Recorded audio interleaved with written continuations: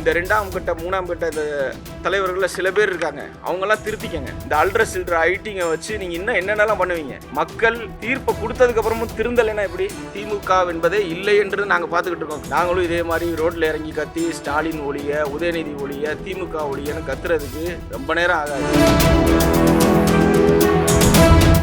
மரியாதைக்குரிய மாணிக்கம் தாகூர் அவர்கள் 2 நாட்கள் முன்னாடி பேட்டியில் சொல்லியிருந்தார், அன்னைக்கு ரிசல்ட்டு வந்த அன்னைக்கு சாயந்தரமே என்னென்ன கூத்து இவங்க பண்ணாங்கன்னு எல்லாத்தையும் சொன்னாங்க.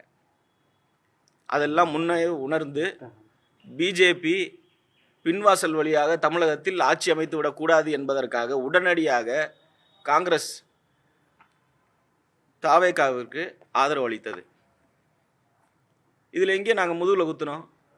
சார், இப்போ அவர் என்ன சொல்றாங்க, உதயநிதி என்ன பேசியிருக்காருன்னா, நாங்கள் எங்களுக்கு எதிராக மோடின்னு நினைச்சிட்டு இருந்தோம், ஆனால் ராகுலே எங்களுக்கு எதிராக தான் சொல்லிவிட்டாங்க, எப்பதான் தெரியும், இனிமேல் சேர்க்கவே கூடாது அப்படின்னு. சரி, நீங்கள் சேர்க்க வேணாங்க, நாங்களே சேர மாட்டோங்க. இந்திரா நேருவின் மகளே வருக, நல்லாட்சி புரிய, நிரந்தரமான நல்லாட்சி புரியுன்னு சொன்னார். அதுக்கடுத்து பிஜேபியோட கூட்டணிக்கு போய் என்ன சொன்னார்? அரசியலில் யாரும் நிரந்தர எதிரியும் இல்லை, நிரந்தர நண்பனும் இல்லை, நிரந்தர நலன்தான் உண்டுன்னு சொன்னார். சொன்னது நாங்களா அவரா? இல்லை சார், இந்த குற்றச்சாட்டு எதனால வைக்கிறாங்கன்னா, அன்னைக்கு ரிசல்ட் வரும்பொழுதே நீங்கள் ஒரு கர்டசி கூட போய் பார்க்கலாம். தனி கட்சின்றது ஓகே, ஒரு மரியாதை நிமித்தமாக கூட அவங்களாம் வேலை பார்த்துருக்கு, நீங்கள் சொன்ன மாதிரி நீங்களும் வேலை பார்த்துருக்கீங்க, அவங்களும் வேலை பார்த்துருக்காங்க. ஒரு மரியாதை நிமித்தமாக சந்திச்சு ஒரு நன்றி பரஸ்பரம் தெரிவித்து விலகி இருந்தீங்கன்னா இந்த ஒரு குற்றச்சாட்டு வந்திருக்காது இல்லையா? நீங்கள் கேட்குறது கரெக்டுன்னே வச்சுக்கிடுவோம். எங்களுடைய தோழமை கட்சி தானே, எங்கிட்ட ஆலோசனை பண்ணாங்களா? அவங்க 2ஆம் தரம் வேலையை பார்க்க ஆரம்பிச்சிட்டாங்கல்ல, நாங்கள் எப்படி பார்ப்போம்? நாங்கள் எப்படி அவங்கள போய் நன்றி தெரிவிப்போம்? பிஜேபிக்கு சப்போர்ட்டாக அவங்க வேலை பார்க்க ஆரம்பிக்கும் போது ராகுலை இனிமேல் நம்பவே முடியாது, மோடியை கூட நம்பலான்னு சொன்னார்னா அவர்கிட்ட நாங்கள் எப்படிங்க நன்றி தெரிவிப்போம்? நாங்கள் எதுக்கு நன்றி தெரிவிக்கணும்? எங்களோட சப்போர்ட்டில் அவர் ஜெயிச்சிருக்காரு. அவரோட சப்போர்ட்டில் பல சூழ்ச்சிகள் மத்தியில் ஜெயிக்காத தொகுதியெல்லாம் கொடுத்ததுக்கப்புறமும் காங்கிரஸ் ஜெயிச்சிருக்குங்க. காங்கிரஸோடைய தொண்டர்கள், காங்கிரஸ் மீது நம்பிக்கை உள்ள மக்கள் வாக்களித்து காங்கிரஸை ஜெயிக்க வச்சுருக்காங்க. அப்படின்னா தான் முதல்வரே தோக்கடிச்சிட்டாங்கல்ல. எங்கள் தலைவர் சொல்கிறாருல்ல, தெளிவாக தானே சொல்கிறாரு மாணிக்கம் தாகூர் அவர்கள். அவங்களே தோக்கடிச்சிட்டாங்களே, அப்போ அவங்க தொண்டர்கள் தோக்கடிச்சாங்களா? இல்லை, மொத்தமாக மக்கள் அனைவரும் கண் துடைப்பான நிகழ்ச்சிகள் நடந்து கொண்டு இருக்கிறது, இனிமேல் அது நடக்கக்கூடாதுன்னு ஒரு அரசு மாற்ற வேணும்னு செஞ்சுருக்காங்க. அதை விட்டுட்டு நீங்கள் எங்கிட்ட ஆலோசனை எதுவும் பண்ணீங்களா? நீங்கள் எங்கிட்ட ஆலோசனை எதுவுமே பண்ணலையே. நீங்கள் அடுத்த கட்சி, உங்களுக்கு எதிரான கட்சி ஆட்சியில் உட்கார வைக்கணும்னு வேறு 2-3 திட்டங்கள் போட்டுக்கிட்டு இருந்தீங்கன்னா அதை நாங்கள் பார்த்துக்கிட்டு எப்படி சும்மா இருப்போம்? அதனால நாங்கள் உடனடியாக அந்த நிலையை எடுத்தோம்.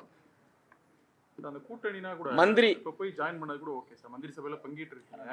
உள்ளாட்சி தேர்தல் இருந்தாலும் சரி, அதே மாதிரி அடுத்த 2029 வரை கூட்டணி வைக்க வேண்டிய தேவை இப்போதான் வந்திருக்காங்க, தேர்ந்தெடுத்திருக்காங்க. அது எந்த அளவுக்கு, எதனால ஒரு தேசிய கட்சி இவ்வளோ அழுத்தம் தேவைப்படுதுன்னு கேட்குறாங்க. அதுதான் சொல்கிறேன்ல, நாங்கள் நண்பர்களாக நம்பிக்கிட்டு இருந்த நீங்கள் இந்த 2ஆம் தர வேலையை பார்த்தா நாங்கள் அடுத்து வர காலகட்டத்தில் எப்படி உங்களுக்கு சப்போர்ட் பண்ண முடியும்? உங்களுக்கு நம்பிக்கையே போச்சு, உங்கள் மீது இருந்த நம்பிக்கை மக்களுக்கு போச்சு. நீங்கள் தான் எந்த எதிரி கட்சி இருக்கோ அந்த கட்சியை ஆட்சி இல்லாமல் உட்கார்றதுக்கு பேரம் பேசிகிட்டு இருக்கீங்களே. அப்புறம் எப்படி உங்களை நம்பி நாங்கள் நகராட்சி தேர்தல்லையும் பாராளுமன்ற தேர்தல்லையும் உங்களோட நாங்கள் எப்படி வர்றது? கூட்டணியை விட்டு விலகினது உங்களோட அப்புறம் 2-3 கட்சி விலகி அமைச்சரும் சேர்ந்துட்டாங்க. உங்களை தவிர்த்து 2-3 கட்சிகள் அவங்கள பற்றி விமர்சிக்காமல் உங்களை பற்றி விமர்சிக்கிறோம். அதுதான் சொல்கிறேன், நாங்கள் தான் தேசிய கட்சி. அதான் சொல்கிறேன், பழி போடுறதுக்கு எங்களுக்கு தான் ஈஸியாக இருக்கும். எங்களோட பழியை போட்டால் தான் அடுத்து பிஜேபியோட போய் சேர முடியும். பல திட்டங்கள் இருக்குல்ல, புதுசாக திட்டங்கள் போடுறாங்க.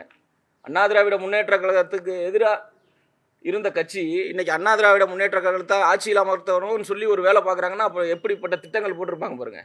என்னுடைய குறைகளை ஆராய்ந்து அதை சரி செய்கிறதுக்கு பாருங்கள், அடுத்தவங்க மேலே பழி போடாதீங்க. நாங்களும் இதே மாதிரி ரோட்டில் இறங்கி கத்தி ஸ்டாலின் ஒழிய, உதயநிதி ஒழிய, திமுக ஒழியன்னு கத்துறதுக்கு ரொம்ப நேரம் ஆகாது. நீங்கள் சொன்னால் கூட, உங்கள் தலைவர்கள் சொன்னால் கூட நீங்கள் கேட்க மாட்டீங்க. ஏன்னா திமுகவே அவுட் ஆஃப் கண்ட்ரோலில் இருக்குது. முன்னாள் முதல்வர் ஸ்டாலின் அவுட் ஆஃப் கண்ட்ரோலில் இருக்குது. 2ஆம் கட்ட தலைவர்கள் அவுட் ஆஃப் கண்ட்ரோலில் இருக்காங்க. திமுக என்பதே இல்லை என்று நாங்கள் பார்த்துக்கிட்டு இருக்கோம். கடமை, கண்ணியம், கட்டுப்பாடு என்று சொல்லி கொண்டு இருக்கக்கூடிய திமுக கடமை இல்லை, கண்ணியம் சுத்தமாக இல்லை, கட்டுப்பாடு இல்லை. இப்படி இருக்கக்கூடிய கட்சி எப்படி ஊர் போய் சேரும்? திமுக இல்லை இன்னைக்கு. இதை கடைபிடிக்கக்கூடிய திமுக இன்னைக்கு இல்லை. இதை சரி செய்கிறதுக்கு எப்படின்னு பாருங்கள். எங்கள்கிட்டையும் எங்களோட திமுக நண்பர்கள் இருக்காங்க, திமுக நல்ல தலைவர்கள் இருக்காங்க. இந்த 2ஆம் கட்ட 3ஆம் கட்ட இந்த தலைவர்களில் சில பேர் இருக்காங்க, அவங்கெல்லாம் திருத்திக்கங்க.